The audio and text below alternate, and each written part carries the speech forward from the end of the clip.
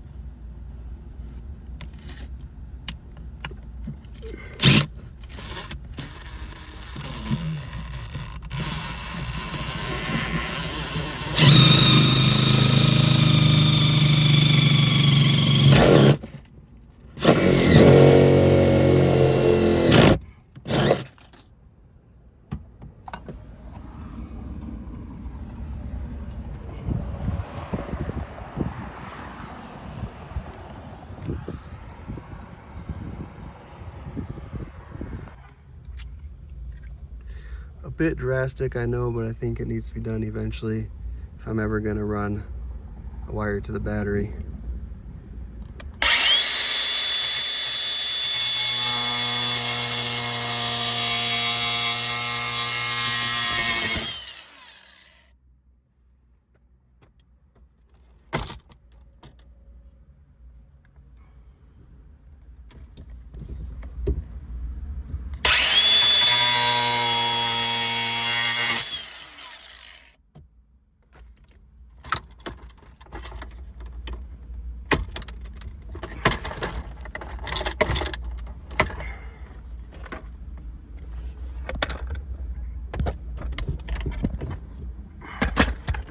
I just found what may be game changers at this Walmart. This was completely unexpected. I didn't expect them to really have a selection of bits, and I was hoping for a longer bit, which I've purchased before but don't have with me. But I found something that's even more adaptable, flexible, and what's the word I'm looking for? I don't know. It will serve even more purposes than just a single longer bit that's a specific size, because this can adapt any bit to a longer length. The only thing is I'm gonna have to drill a bigger hole so that the bit itself, or so the bit extension itself, fits through. I really didn't want to assume the worst about this product, but apparently I should have. Let's see if I can get a wire through there. So this product is a complete joke. Hyper tough. It stripped out. I mean, this is completely stripped out. I put another bit in there just to make sure of that. Hard to show you with one hand on the camera, but it's completely stripped out in there. I can rotate this by hand in the shaft.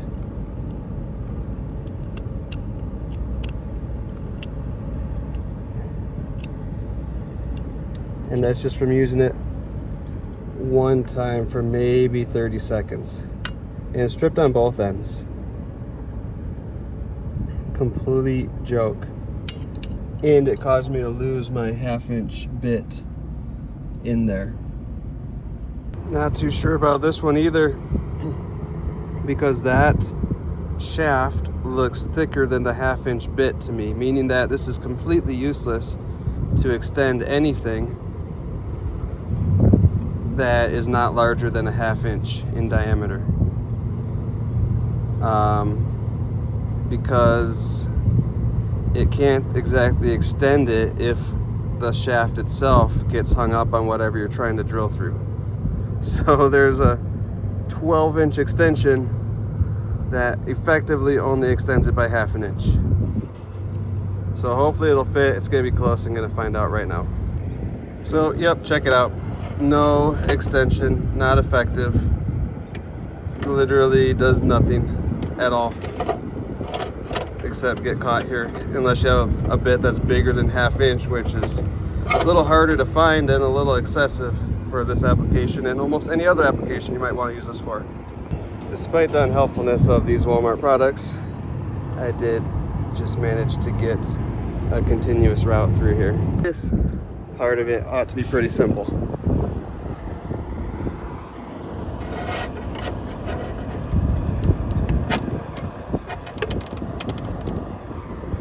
Ought to.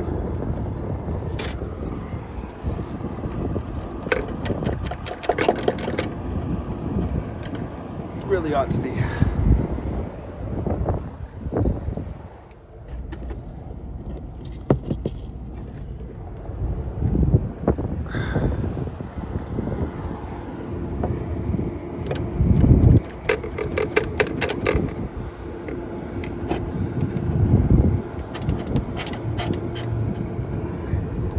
Guess I'll try to thread it through without what I thought was this ingenious solution.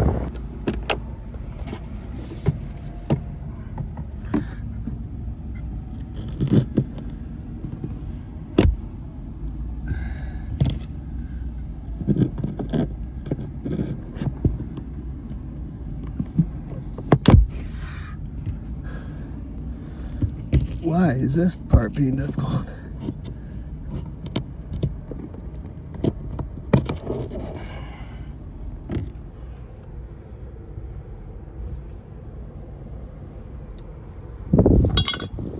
Let's try take 2 of this strategy. So since I'm using this red wire for both wires, I put duct tape on the end of both sides of one of the wires. Here we go. Got both through. That'll tell me to differentiate between the 2 wires to know which one matches on the other end, this end. That did not come out right. I need to know, because I won't be able to tell which wire is which because they're both red. So once they run through that hole, I don't know which one is running through. So the one that has duct tape on both ends is the one that is the same as itself. There's no good way to say this. Spoiler alert, it works. If it didn't, I'd probably be filming myself saying that's it and I'm moving on. Cool. It's also 4:01 p.m. and this has been another super quick job that has taken 3 hours and technically isn't even done yet, so I'm gonna quickly tidy it up and move on. Sometimes I hate having to do everything right as much as possible with the equipment available. Let's get these on. It's gonna be 5 p.m. by the time I pull out of here. And that's just to get power into the car, which most vehicles already have. So this was an accessory to the regular job, the real job I wanted to do, which itself I haven't really started besides buying some materials. As I cleared out the seat so I could sit here and work on this, I realized I misplaced the 2 pieces that I actually needed. Just found them here as I came back after looking in the trash to see if I had thrown away the other thing that I've misplaced. Seems like I cut my finger somehow too. The other thing I misplaced, these things that go in here. This is literally everything that sucks about being on the road, trying to do things on the road, things that make sense to do, make sense to get done, but inevitably take forever. The car is inevitably a mess once I get done trying to accomplish. I have some sort of, it's a metal splinter, I think, probably from a wire. everything's just a freaking pain all the time. Every little thing you want to do is just done in the most unorganized, chaotic possible way, and you can't possibly keep track of every single little thing because you don't have an established place for all those little things. So you just got to do your best, and maybe some would do better than I do, but I always want my videos to have a positive tone. And then I realize and remember that there are just things about what I'm doing that invariably suck.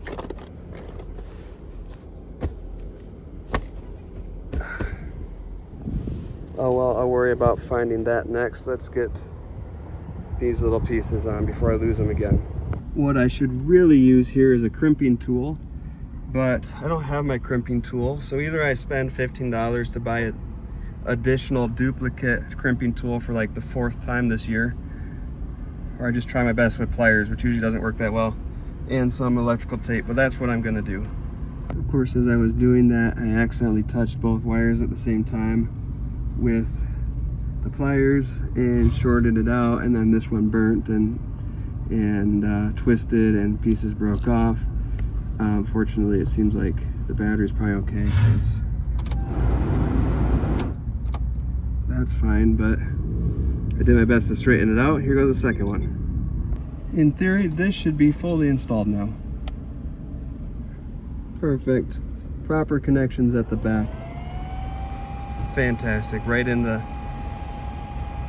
most intense heat of the sun whenever I'm driving and there's sun. Awesome. Now let's do the original job.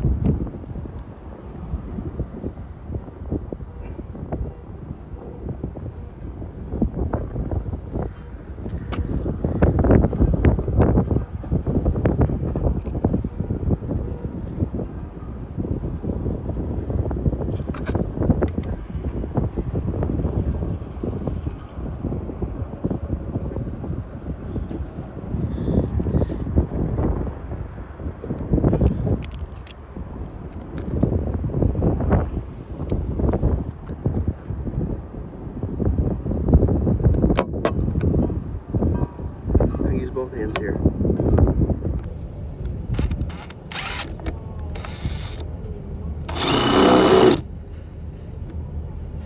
These are supposed to be above the water level, so let's put them as high as possible.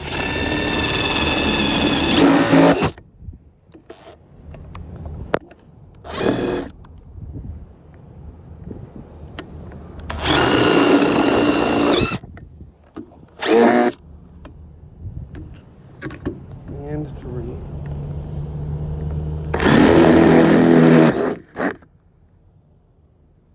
Okay, product is done. Just add ice, and this could make an entire room of a house up to 3 degrees colder than it is. So if this car is the same as a room of a house, it could go easily from 97 to 94 degrees in here. Great. Here goes the trial. And at the very least, we can have drinks that will stay cold long enough for me to drink them, hopefully, while they're still cold.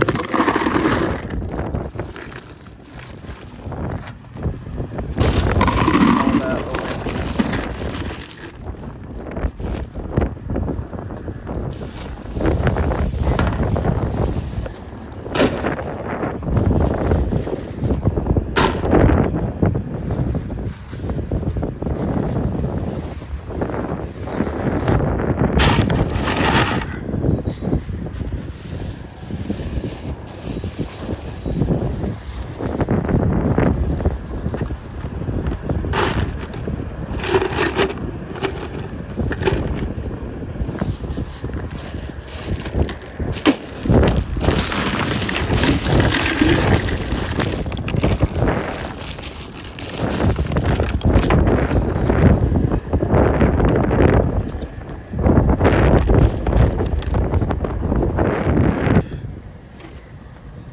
It's go time for this system here.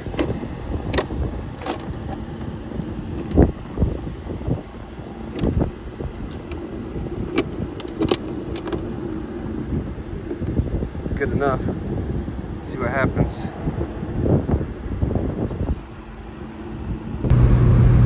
It looks like I may be coming into some weather here, and that weather is only straight ahead. It's not off to the south. It's not really off to the north.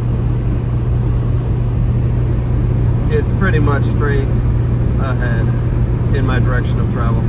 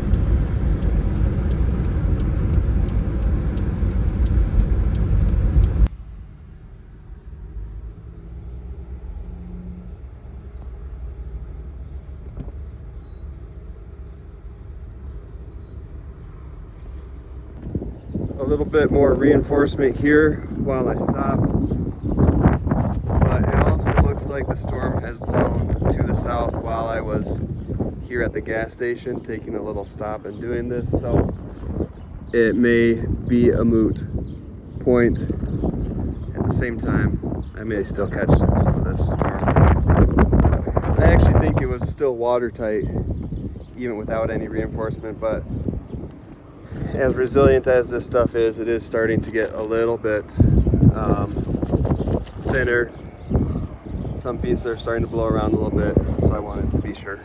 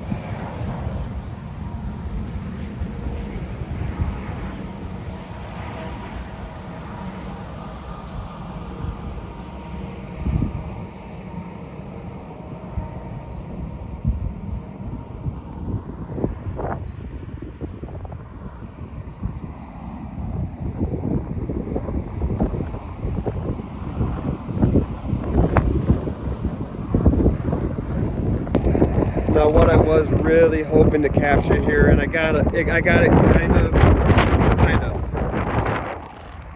was a full-blown lightning strike. And I had two actually while I was driving, and neither time was I filming in that direction. Actually, neither time was I filming at all. And the first one was really cool because you could see the streak of lightning in the sky. It was a big zigzag, almost kind of went backwards on itself. It was super cool. And then the second one, I actually was thinking about how cool the shot would be of this truck coming in the opposite direction and kicking up a spray. And the spray was catching the sunlight, and it was super cool. I was thinking of how cool it would be to follow that truck around. And then right as it got to the point where it crossed under the rainbow, as I was thinking about how cool it would be to get a shot of it, there was the most incredible lightning that went. It was a streak that looked like it started at the ground on the left side of what the shot would have been. It came up and it went across the sky, like all the way across the sky, and you could distinctly see the path of the lightning, and it was like the coolest thing I've ever seen, right across the rainbow. Just absolutely incredible. So I didn't quite get that. I was thinking how amazing it would be to get that behind the car with the rainbow in view. That didn't quite happen, but I got a shot where there was lightning, there was a rainbow, it was the car. So that's cool. Was that in the film? I'll have to check in just a minute. That was super cool. So just a great day out here. I guess while I'm here I can kind of take a look at this. There's a lot of give here, and I think I have foam. Either I have foam or I have just so much plastic here that even though there was hail, and pretty heavy hail, there's padding on everything except maybe the corners, and there's duct tape at that corner. There's not at this corner, but it really would have had to hit just right at some spot without padding. So all I'm saying is that although I was a little bit worried as I went through it, I'm not so worried given the packaging. And given that as I'm looking at it, I really don't see anywhere where it looks like there's any dent or ding in the furniture itself. But this is a really good reminder that incredibly unexpected things can happen while on the road. You know, hail is not something I was even thinking of as a possibility of something that might happen on this trip, and it did. Really good reason to just have an enclosed trailer or a van, which I am working on getting my Toyota van ready to go. But I think the shop is kind of dilly-dallying on it because I know I'm on my way to California and I'm not going to be back anytime soon, but I didn't necessarily intend to communicate that I didn't care how long it took them to look at it. But regardless, I do think it highlights the fact that there are, oh my goodness, I can't believe I just missed that, but there's no rainbow anyway. But she's super cool lightning. But it does highlight the fact that there are better vehicle combinations out there, specifically for keeping items protected, which is a huge part of what I do. Huge part of whether I'm successful and whether the customer's happy and everything else. So I'm not too worried about this shipment. I'm not too worried about the items back there. I don't see any reason to be worried. But I do see a reason, because I also thick duct tape, and there's cardboard under that duct tape here. Then unless something hit like exactly right along the ridge, which I don't see any evidence of, no issues here. But it just does highlight the fact that there are vehicle and trailer combinations that would better protect things, and then I wouldn't have to be worried about it, and this lightning just keeps striking while I'm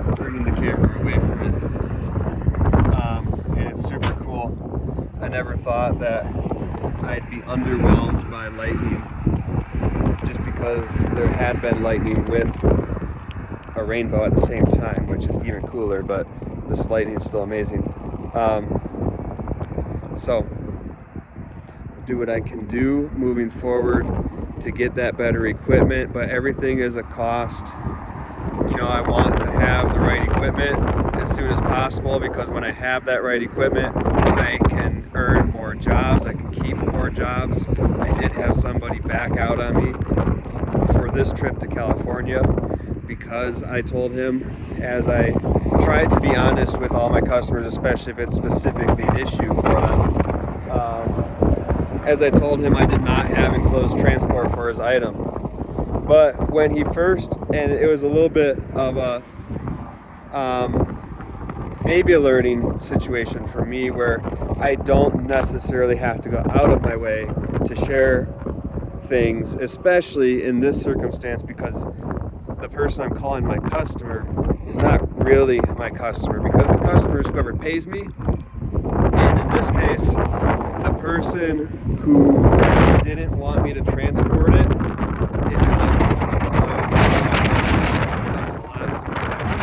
just like with these items.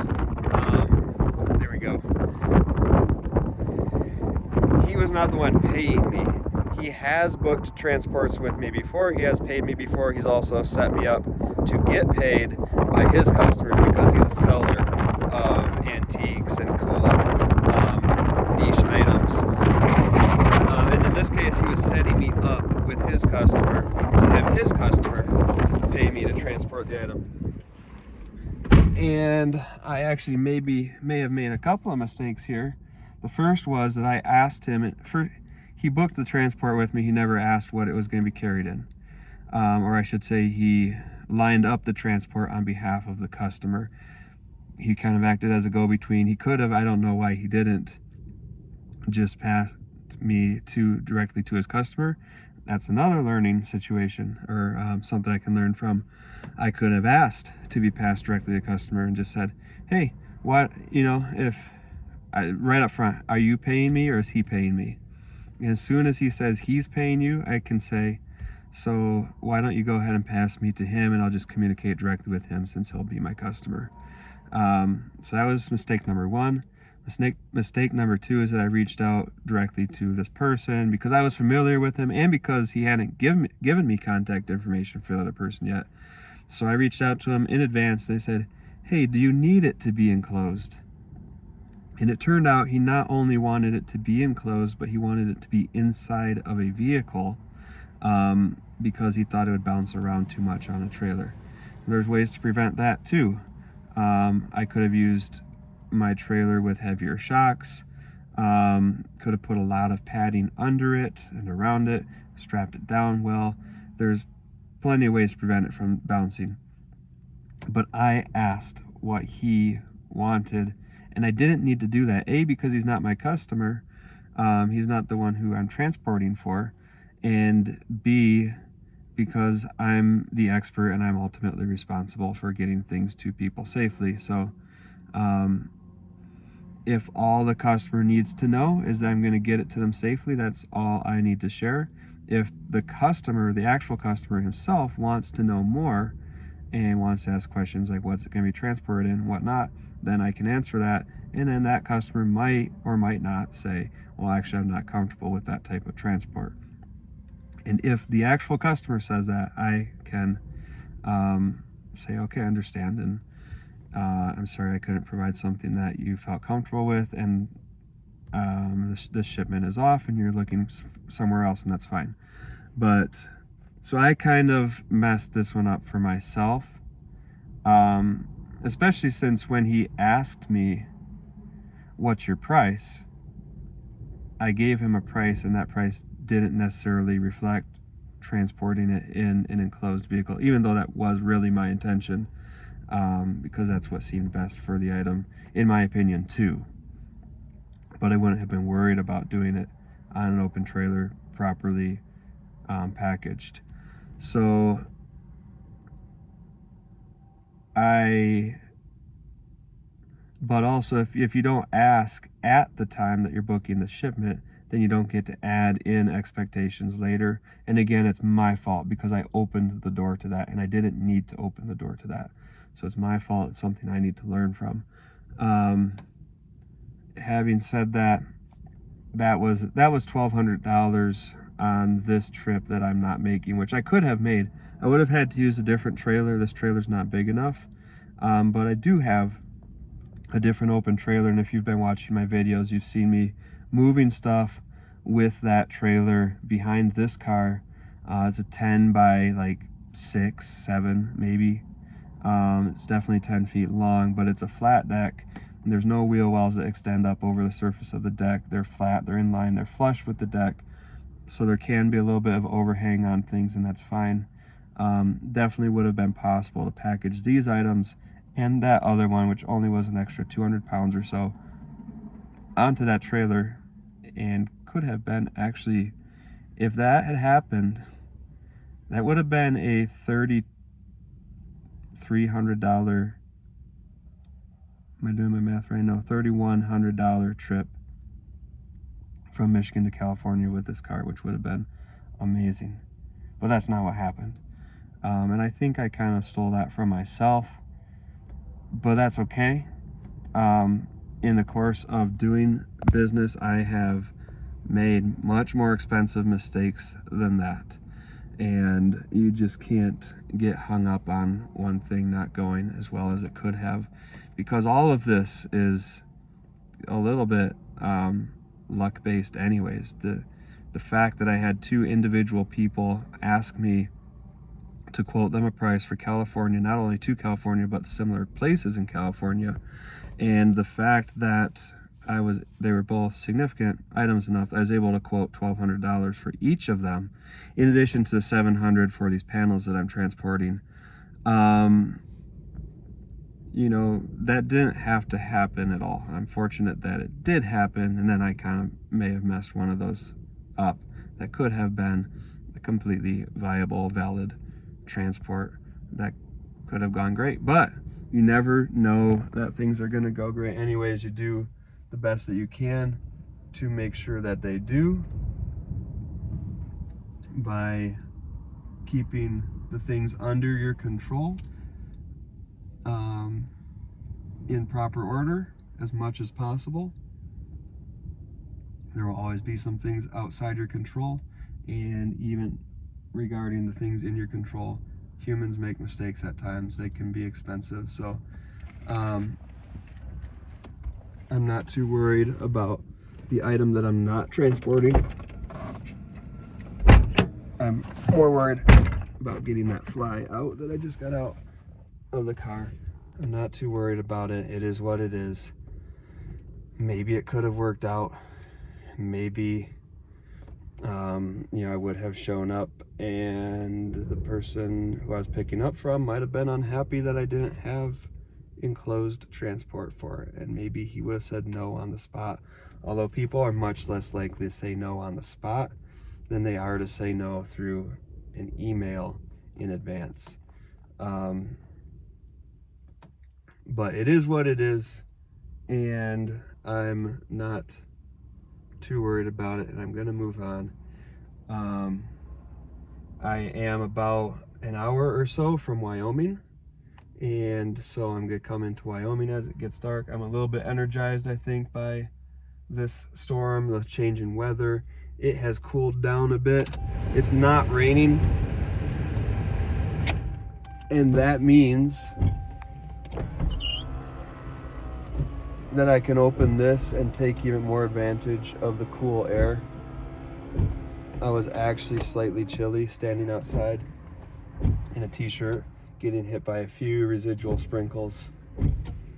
And that's fantastic because it had been like 95 degrees until that little storm, and now the air is cool and it's really nice.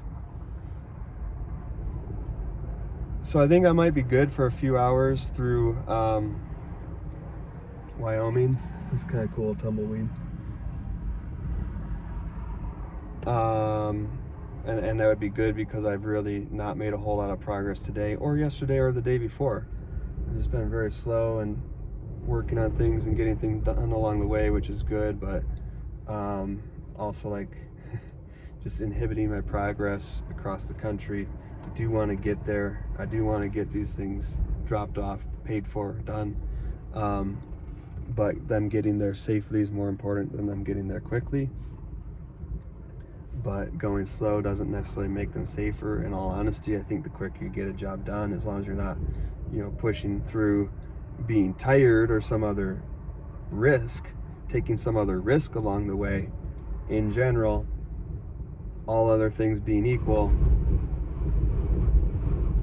getting a job done sooner rather than later helps decrease risks, because there's just less total time for things to happen, like this extreme wind that's starting to happen now.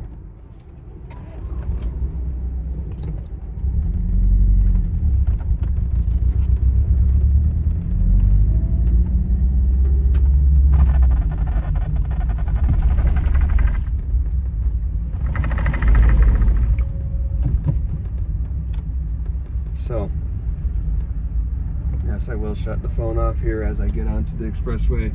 But thanks for watching. This should be a pretty easy video diary to pull together at the end of the day. Mostly just throw it up exactly as it is. Thanks for watching, and catch you later, probably from Wyoming.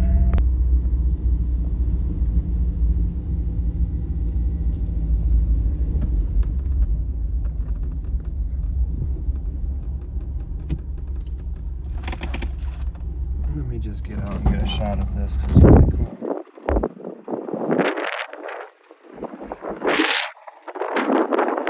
Just the sun going down over these fields here.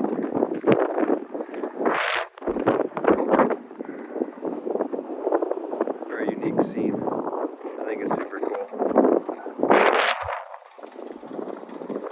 And now, let's get on the road. I was not an hour from Wyoming. I was closer to Wyoming than I thought.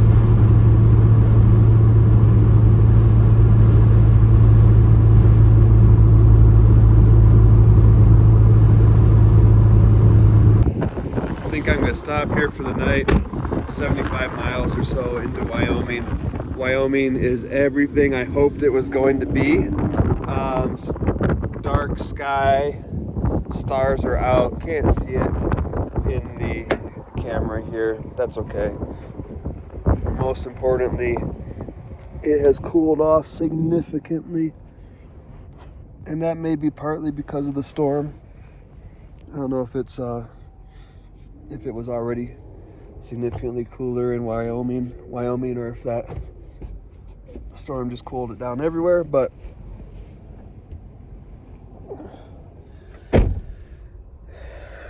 I don't anticipate having a hard time sleeping tonight, at least not due to temperature.